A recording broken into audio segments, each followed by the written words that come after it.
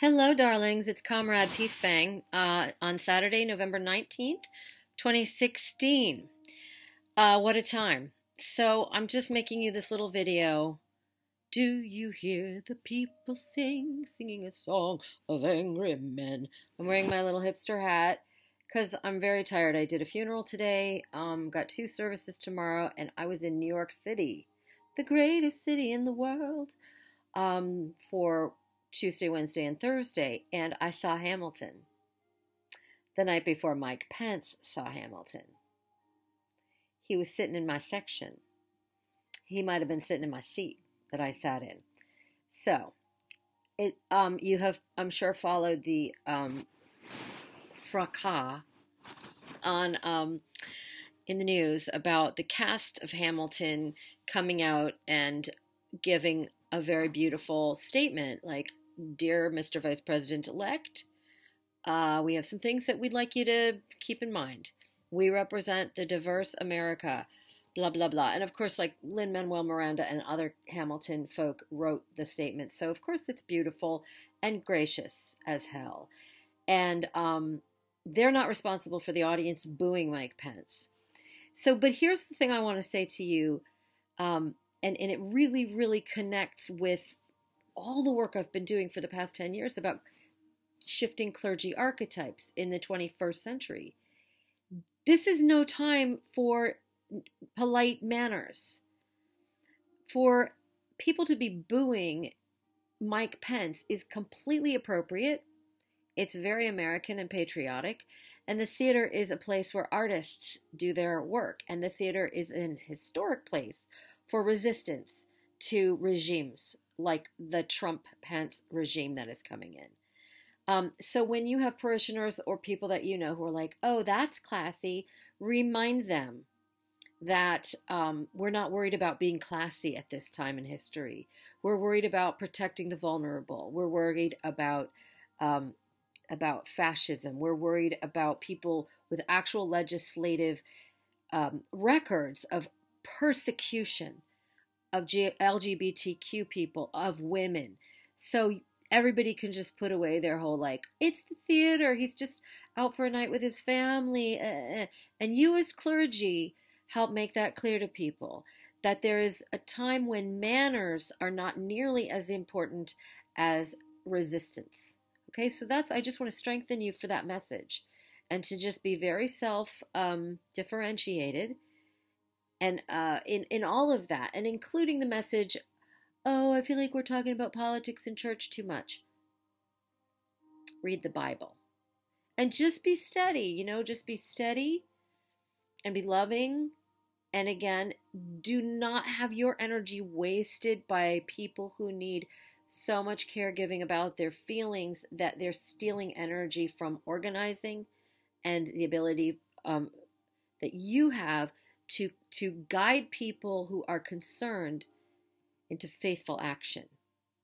So what I'm going to suggest is something I'm going to try to do with my own leaders and my own staff, which is that we put up a part of some kind of display in the church that says, "What can I do now?"